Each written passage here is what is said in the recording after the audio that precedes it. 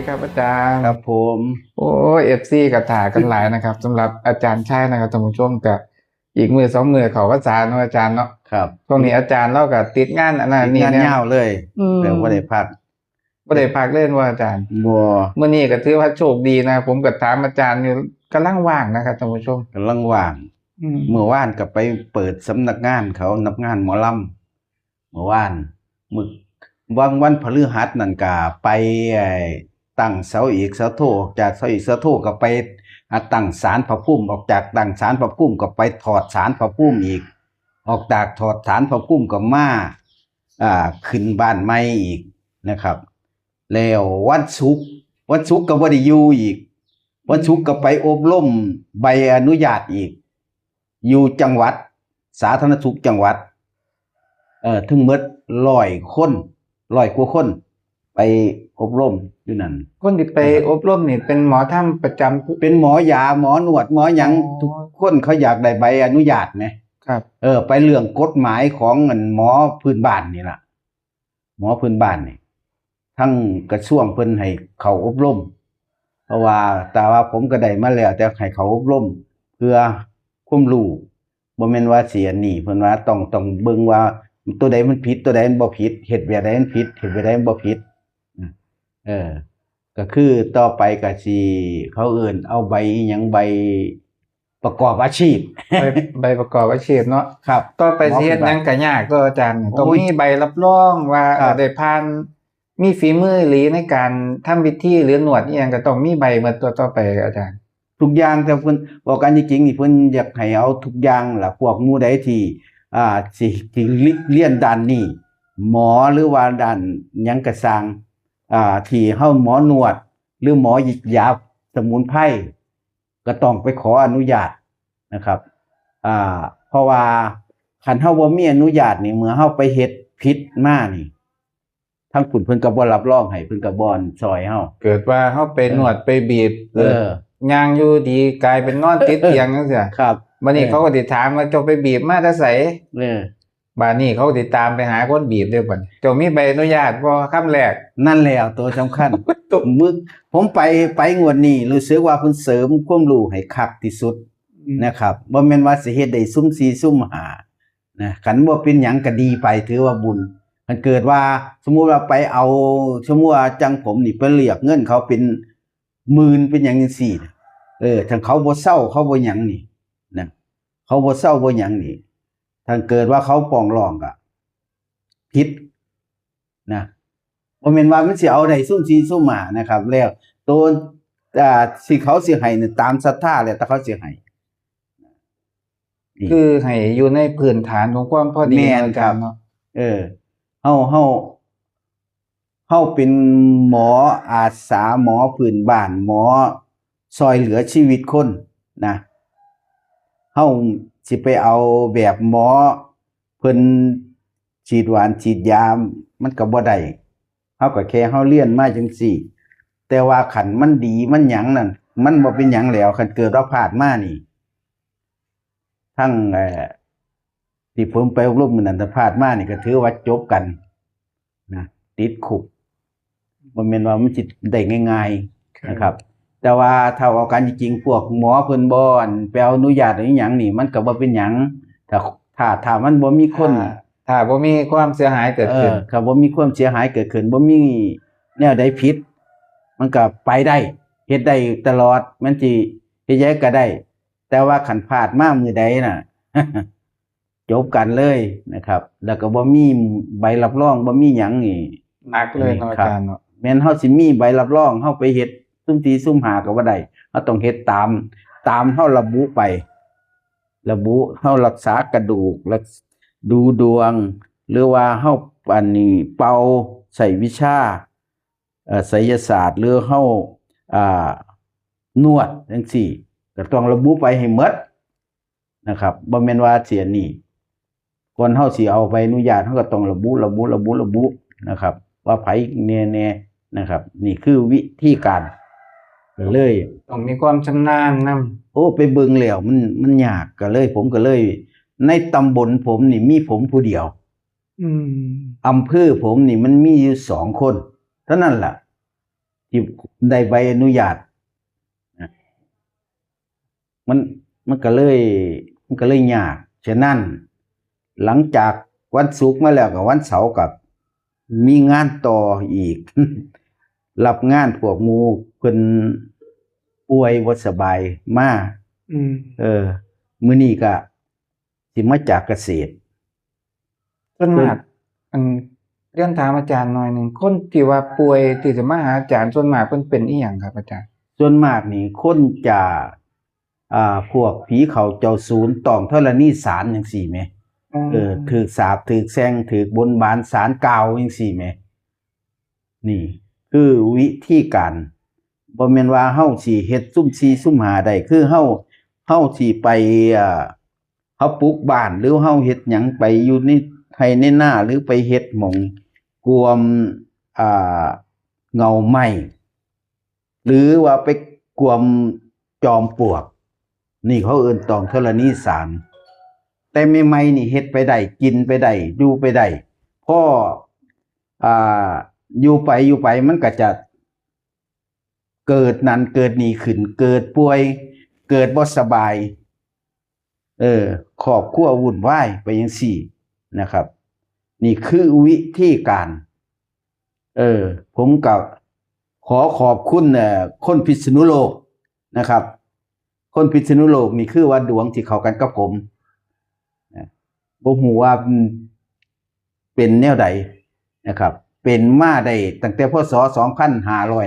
2550นะครับพอใกล้วันพระนี่คันหมดโตหมดตนแทบบ่ได้อยู่ไปหาหมอก็หมดเงินเป็นหลายหมื่นแกบอกแต่ไปหาหมอรัดอยู่แต่ว่ามันหักได้ใส่จ่ายไปนั่นไปนี่หมอก็ให้ยาสุดยอดล่ะไปซื้อยาก็มากินก็ว่ายาคักล่ะมาท่าก็ว่าคักล่ะแต่บ่หายด้วยบารมีบุญของผมหรือจังไดเทวดาซอยผมหรือจังไดไปซอยชีวิตคนนี้ได้นะครับคนนี้แกบอกว่าก็บ่ฮู้ว่าถ้าเว้ากันจริงๆกับบางคนก็จะเป็นหน้าม้าบางคนก็สิว่าเป็นหยังนะครับแกก็ยินดีให้เบอร์โทรแกไผอยากได้แกก็ให้โทรไปคุยเลยแกว่าพอตั้งแต่ได้คุยกับผมได้เว้ากับผมรู้สึกว่ามันหายแล้วก็ผมก็เลยสะเดาะเคราะห์ทางโทรศัพท์ให้แล้วก็บัดนี้ก็ดีขึ้นแกบอกว่าบ่ได้ลำบากเก่าบ่ได้ลำบากคันบ่ได้ทรมานได้นอนรับดีแกว่าจังซี่ซ้ำเทวดาล่ะนี่คือคนเฮามันความเชื่อแต่ละคนบ่คือกันนะครับเพราะว่ามันเป็นมิตรหมายอันดีที่ของอีนายนี่มันสิมาซบบุญบารมีกับผมนะ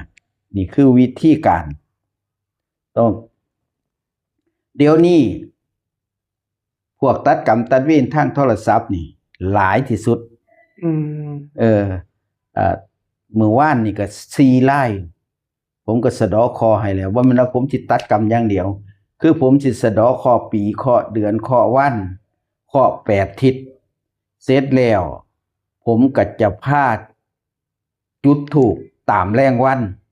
นะแล้วผมก็จะให้เอาข้าวสารใส่แก้วนี่มาฮอดแล้วก็จะให้เอาตั้งไว้ต่อหน้าแล้วผมก็จะให้จุดธูปแล้วก็จะให้อธิษฐานผมก็สิพาเว้าทางนี้ให้ตัดกรรมตัดเวรพอตัดเสร็จแล้วก็ส่งดวงวิญญาณเพิ่นไปขึ้นสวรรค์นี่คือวิธีการของผมส่งดวงวิญญาณเพิ่นขึ้นสวรรค์หลังจากนั้นแล้วก็ขอบารมีจากแม่ธรณีนะครับแม่ธรณีผู้ที่เฮาเหยียบย่ำผู้ที่เฮาไปทางใดก็เพิ่นก็ดูแลปกปักรักษา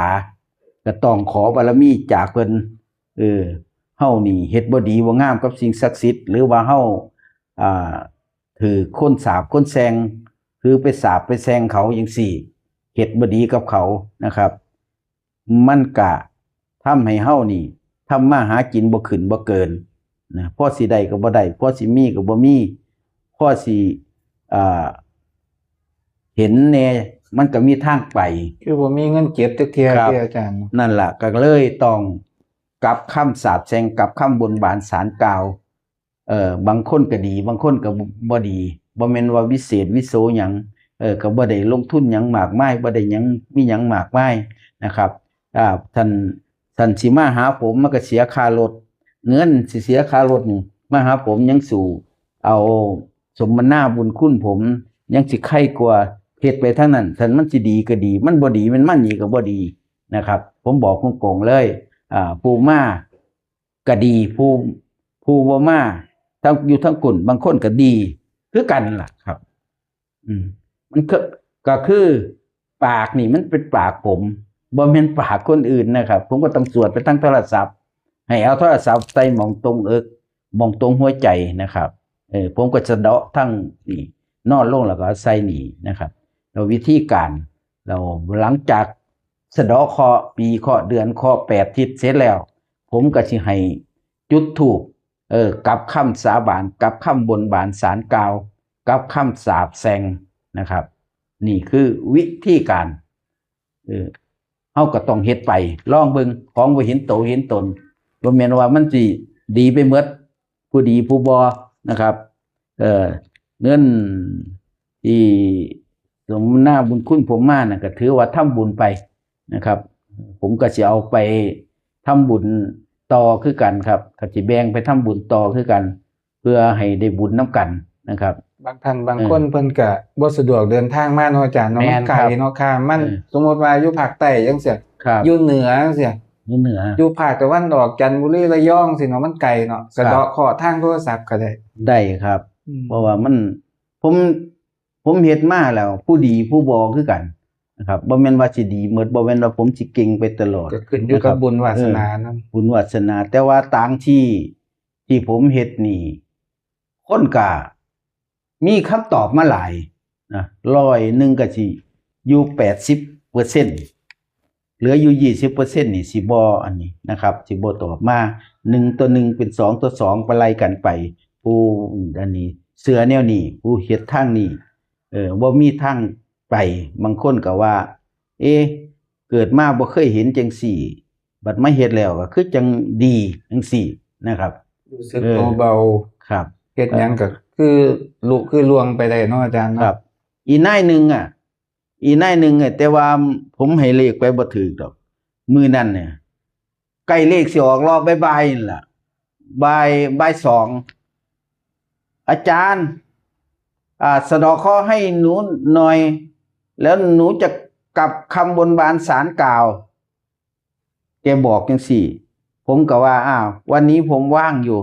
จะผมทำให้เพราะผมมาทำให้แกเพิ่นว่าเพิ่นสิทำเอาโชคไงเพราะว่าเลขสิออกแล้วเพิ่นว่าต้องสะเดาะให้เร็วที่สุดก่อนเลขออกพุ่นน่ะผมก็มาเฮ็ดมาหยังเรียบเฮ็ดแล้วพอแต่อยู่ไปประมาณจัก30นาทีเลขออกแล้วก็บ่ได้ฮู้ว่าเลขออกแล้วก็โทรมาถามอาจารย์หวยออกตัวไหน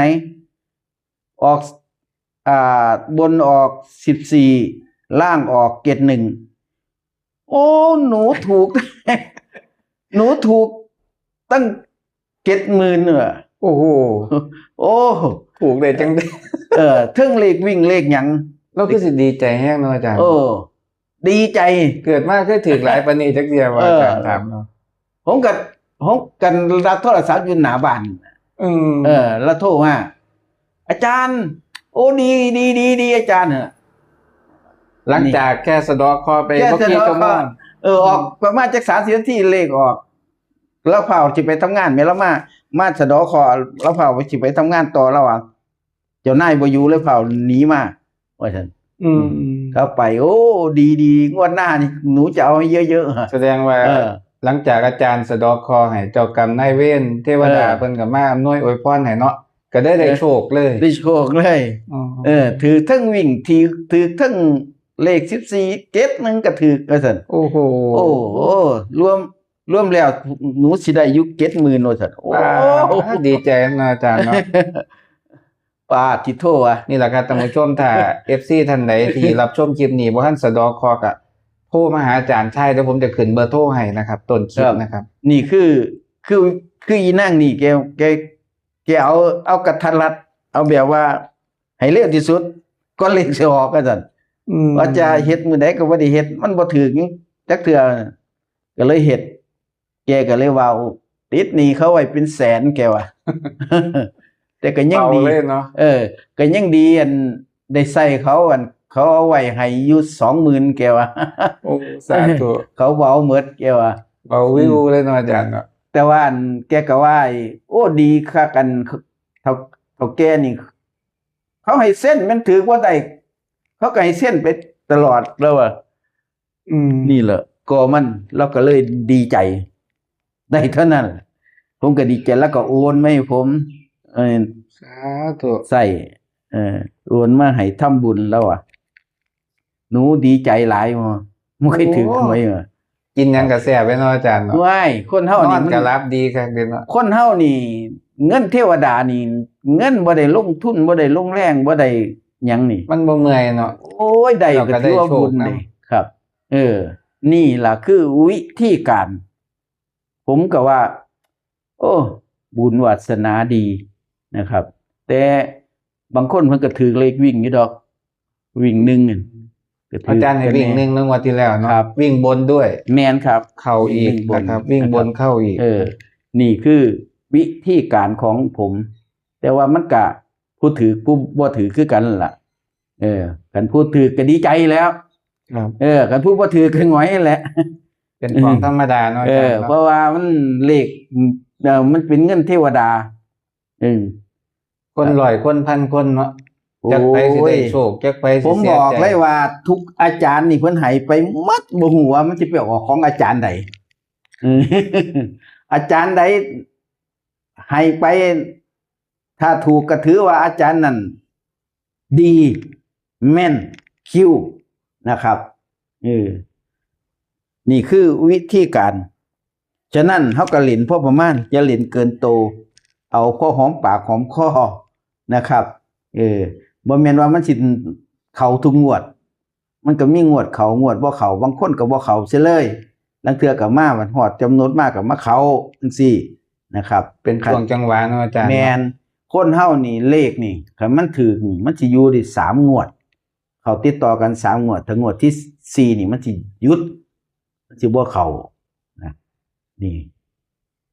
การเลขที่ผมเบิ่งแล้วนะมันก็เป็นสิ่งที่ดีอยู่คนก็หวังอย่างเดียวคือเลขบ่ว่าแต่คนบ่มีอยู่มีกินก็ขอใช้ตะเลขนี่ล่ะเงินผู้เฒ่าก็ได้ซื้อเลขนี่ล่ะนะครับบางคนก็บางคนก็บ่เคยถือจักเที่ยเด้ออาจารย์บ่แต่ว่าก็สู้เด้สู้จนว่านี่ว่าสิเลิกคักๆแล้วงวดหน้าบ่เอาแท้ละบัดนี้คือจังฝันดีแท้บัดนี้พอฮอดมื้อปึ๊บได้ตัวไหนล่ะบัดนี้ได้ตัวไหนล่ะงวดเสียงคือเก่าครับนี่ล่ะคือผมน่ะเล่นหวยลาวมาผมก็ว่าผมเล่นมาผมมันบ่ถึกอะไรผมก็เศร้าว่านี่มื้อคืนว่านี่ผมฝันบัดมามื้อคืนมันออกตรงไปโอ้ยเสียดายอาจารย์จนน้องว่าเอ้ยคันหูข่อยก็ว่าข่อยก็บ่ได้คือกันข่อยก็ว่าข่อยสิเอาน้ำเจ้าอยู่ข่อยสิซื้อตัวเดียวน้ำเจ้าออก70ตรงๆเป๊ะเลยนะบัดนี้ว่าซื้อมันออกนั่นล่ะนะครับเพราะว่ามันเป็นนี่มื้อแรงนี่ก็ฝันว่าจะเอาผมก็สิว่าหวยลาวมื้อแรงนี่คงว่าสิหา995นี่แหละผู้เดียวนี่ล่ะมื้อแรงแต่ว่ามันสิจังได๋นะครับได้มาแบบเดียวกันใจจังว่าฝันหวยลาวถูกก็ว่านี่ล่ะมันยามมันสิถูกยามมันสิมีโชคเนาะอาจารย์ครับเวลาสิถูกนี่เฮ็ดจังได๋ก็ถูกหมดจับหยังเป็นเงินเป็นทองแม่นบ่หยังก็ออกหมดห้วยว่าโอ้พ่อผิดก็ผิดได้ยามมันนี่ครับยามมันอันดีเว้าแม่นสิว่าผิดก็เป็นถูกบ่หยังก็ออกหมดฉะนั้นเฮาก็ต้องพยายามเบิ่งว่ามันสิเป็นจังได๋งวดต่อไปนี่เพราะว่ามันก็ได้มาแบบนี้ก็ต้อง ให้ไปแบบนี้ก็อย่าไปซื้อหลายซื้อมันสิให้เป็น10คู่มันก็บ่ถูกดอกกันให้คู่เดียวก็ถูกคันมันสิถูก ถ้าสิถูกเนาะอาจารย์ แม่น เขียนแค่2ตัวนี่ คันนักเล่นขนาดผมบ่เดี๋ยวนี้ผมบ่ลงเลขไปให้ทั้งไลน์ก็ยังโทรมาเอาอยู่ผมว่าเอ้ามันบ่ถือก็สิเอาอยู่บ่เอ้ามันบ่ถืองวดนี้งวดหน้ายังมียังว่าโอ้ยอม FC คือกัน ใจสู่เนาะ สุดยอดเลยถือว่าใจเด็ดบ่ย่านบ่กลัวนะครับ ผมก็ให้ไปตามผมได้มาจะออกหรือบ่ออกนั่นกับค่อยเบิ่งว่ามันสิออกหรือบ่ออกผมก็บ่ทันได้มั่นใจถึงเป็น 100% 1,000% คันฮู้จังซั่นน่ะโอ้ย บ่ต้องเฮ็ดดอกแนวอื่น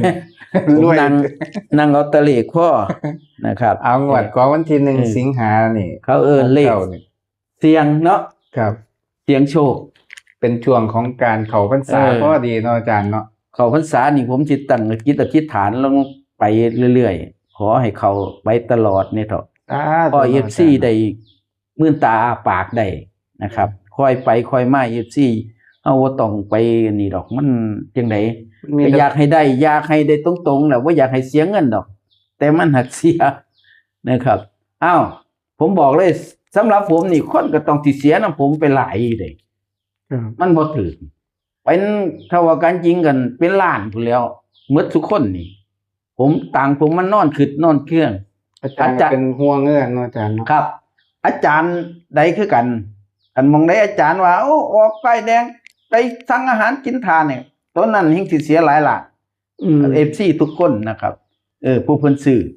นี่ผมว่ามาคิดมานอนคิดโอ้ยจังแม่นจังไดจังแม่นสิบ่เข้าบ่หยังให้จักเถื่อย่างขี้หลายก็บางงวดออกงวดยังไข่ยังพอประทังไว้ ยังแก่ล่ำขึ้นได้เนาะอาจารย์เนาะ ผมก็บอกกับเจ้าที่เจ้าทางบอกไปทำบุญทำทานผมก็บอกแม่นผมสิไปหยังผมก็บอกว่า ให้ผมนี่ได้ช่วยชีวิตมนุษย์ผู้ที่บ่มีทางไปผมก็บอก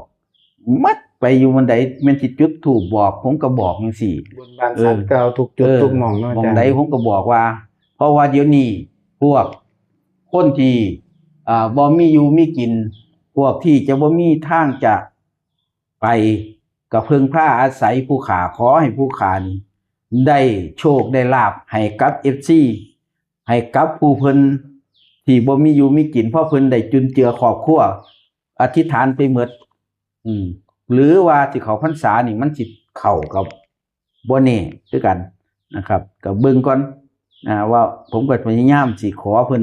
ไปหม่องใดแม่นสิพอจอมปลวกจอมหยังผมก็จมปากจมคอของผมเพื่ออยากให้ FC นี่ถึกอยากให้ FC นี่ได้ไปในวัดในว่าไปหม่องใดผมก็จมปากจมคออยู่ตลอดนะครับแม่นผมสิไปทำพิธีใดผมก็อันนี้นะนี่คือวิธีของผมแต่ปานนั้นก็ยังบ่เข้ายังรอดไปได้ยังไปคนละทางนะครับ ทิศฐานตัวทิศทุกสิ่งทุกอย่างเนาะอาจารย์เนาะ ครับ จังใดงวดนี้ก็ขอให้มาตรงๆเด้ออาจารย์ นี่ก็ว่า เข้าพรรษาแล้ว ครับ นี่วิธีการมันหัวมันจะเป็นจังใด ครับ FC ก็ค่อยๆเล่นไปก่อนนะกันมันเข้าติดต่อกันก็จังค่อยดีใจตัวนี้ก็โอ้ FC ก็เสียน้ำผมไปหลายผมก็ขอโทษขออภัยผมก็บ่อยากให้เล่นหลายนะครับ บางคนเขามาใหม่ๆไม่เห็นใหม่ๆนี่มาใหม่ๆไม่เห็นใหม่ๆนี่ก็ทุ่มอย่างคักเด้โตละ 3,000 2,000พูดล่อมึงมันสิเป็นจังได FC ที่ดูนี่กระตกเขาตามผมเบิ่งที่ดูอำพ่นนี่ในคลิปของผมนี่ก็เข้าไป5,000 คนแม่นบ่ล่ะ5,000 คนนี่ตกเข้าไปคนละ100 200 300นี่มันซื้อมันลางคนก็เป็นหมื่นก็มีมันก็สิเป็นล้านตัวครับ มันก็นี่น่ะโอ้ยน่าสงสารบ่ ได้กับภาวนาให้ ครับ เขางวดนี้งวดของวันที่1สิงหาคมปี2519ต้อนรับวันเข้าพรรษาเลยให้อาจารย์ลองให้แนวทางตัวเลขเบิ่งวันนี้นะครับ เป็นแค่แนวทางนะครับท่านผู้ชมนะครับ โปรดใช้วิจารณญาณในการรับชมนะครับ ต่อพรรษาทีนี้ก็ขอให้เฮงๆรวยๆนะครับอาจารย์เขียนตัวเลขอย่างแน่นหนาเลยครับวันจึกจักเลยนะครับแน่น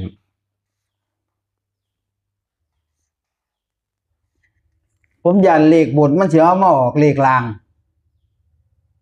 มันออกไปว่างั้น สวนกัน คือเลข14นี่แหมมันจะเอาลงมาล่างนะครับ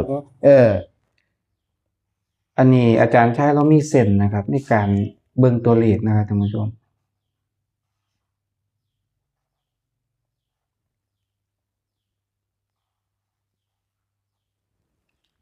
ก็คือวิ่งบน0นะครับวิ่งล่าง1นะครับนี่เป็นเลข1เนาะอาจารย์เนาะ14มันบ่14ครับขีดข้างล่างจังหน่อยนะครับอาจารย์เป็นเลข1นะครับท่านผู้ชม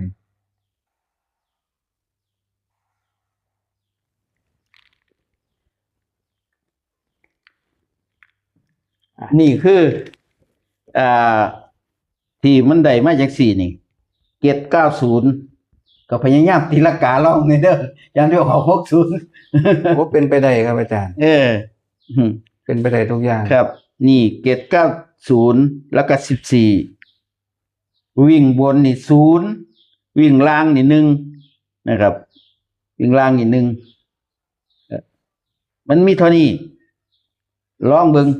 นะครับออกบ่ออกมันก็สิ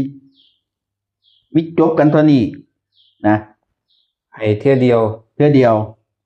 โค้งสุดท้ายอีหลีนะครับท่านผู้ชมบ่มีอีกนะครับออกคือออกเนาะอาจารย์เนาะแม่นครับมันก็มีโอกาสออกได้เลขบนก็มาออกล่างก็มีเห็นบ่เลข77อยู่ล่างไปออกบนมันก็ได้อยู่นะครับส่วนมากเลขมันจะมาจังซี่ล่ะบนสลับกันเนาะครับจังเก่าเป็น6เป็นเก่าอยู่จังซี่ครับถ้าหากว่ามันสิมาเบิ้ลนี่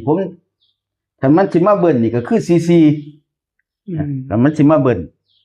ผมว่าจังซั่นที่ผมนี่แต่ว่าผมได้จังซี่ล่างนี่14บนนี่790ส่วนFCอยากได้หลายตัวก็ตัดเอาครับแลนเอาเฮ็ดเอานะครับมันได้มาจังซี่ก็มีเท่านี้นะครับก็ลองเบิ่งก็อย่าเรียนหลายนะครับมันบทย่ำเขามันก็สิเขาติดต่อกันแล้วแม่คันย่ำบ่เขามันก็บ่เข้าแล้วครับถ้าเว้ากันจริงๆนี่ถ้าอยากหนักผมก็อยากให้หนักนี่ล่ะหนักตัวนี้ล่ะครับ14นี่หรือตัวนี้2ตัวนี่คือ90นี่พยายามนะครับพยายามถึงมาได้นะหรือเท่าที่1441ไว้ล่างบนไว้ไปนำนะแต่ผมได้ล่างนะเอาไว้กันบนกันหยังไว้นำเพื่อมันบลหามันไปออกของมื้อนี้มันเอานี่ย้ายบ่ได้พลิกขึ้นก็ได้เนาะเป็นไปได้เหมือนอาจารย์เนาะตัวเลขมื้อนี้มันสิเข้าพรรษาผมเลยจุดธูปจุดการปกติจุดบ่ครับบ่ครับเดี๋ยวให้ FC เบิ่งนำได้เป็นตัวใดครับอาจารย์นั่นฮักแล้วมันก็เดี๋ยวอาจารย์ต้องถือหันมาหันตัวเลขเข้าไปครับโอ้ได้462บ่อาจารย์บ่มันคล้ายๆเลขเก้าที่มันหักออกไปอันนี้อาจารย์ลองจุดเบิ่งนะครับครับลองจุดเบิ่งนี่แต่ว่า46กับ46ดำๆเนาะครับ46บ่เป็นหยังถ้าเขางวดหน้าก็ให้อาจารย์ตามต่อเนาะบ่แน่นอนเด้ครับท่านผู้ชมมีหยังก็เกิดขึ้นได้ครับนี่คือวิธีการเพิ่นสิให้แค่46นี่ติเพิ่นจะหักแม่นครับเพราะว่าตัวหลังก็บ่เห็นเนาะอาจารย์อาจจะมาตรงๆก็ได้4664นะครับเป็นแค่แนวทางนะครับ นี่มันก็ทำนี่ก็หลายตัวละ ก็มีเสริมมาแค่64น่ะเลขทูปนะครับที่เห็นชัดเจนเนาะครับเอาแบบที่เห็นชัดนะครับท่านผู้ชมครับกะนี่สำเนียเนาะถ่ายสุดกะอยากให้อาจารย์อวยพรใน FC จังหน่อยครับเพราะว่ามันก็ได้มาจังสี่นะครับสาธุสาธุสาธุเด้อขอให้ FC อัมพลได้ผู้ที่ดูส่องอัมพลแชนแนลก็ให้มีโชคมีลาภไปใส่มาใส่ก็ให้คนนับหน้าถือตาว่าจารย์ได้ก็ศักดิ์สิทธิ์อยู่บนใดคนหักคนหอมด้วยเดชะตปาบารมีสิ่งศักดิ์สิทธิ์เนรมิตทรัพย์เนรมิตสินเนรมิตเงินเนรมิตทองเนรมิตสิ่งเนรมิตของอมปัทวีมหาธรณีนางนาคีผู้เรื่องฤทธิ์แม่ธรณีผู้ศักดิ์สิทธิ์ผู้ครองแผ่นดินอันไพศาลข้าพเจ้าขออาราธนาบารมีแห่งพระแม่ธรณีเปิดทางทรัพย์ใต้ดินเงินทองในดินจงปรากฏขอให้FC ของอัมพลได้พบพระโชคลาภมั่งคั่งด้วยทรัพย์สินนะมะพัทะมหาธรณีโอคาวัสสะ พุทธมะอาอุนะชาลีติทรัพย์สินหลั่งไหลมานะมามิหังสาธุเด้อให้ได้ร่ำรวยๆทุกคนให้หมดเคราะห์หมดเข็ญให้หมดหนี้หมดสินด้วยบารมีของปู่ณบัดนี้ด้วยเทินสาธุ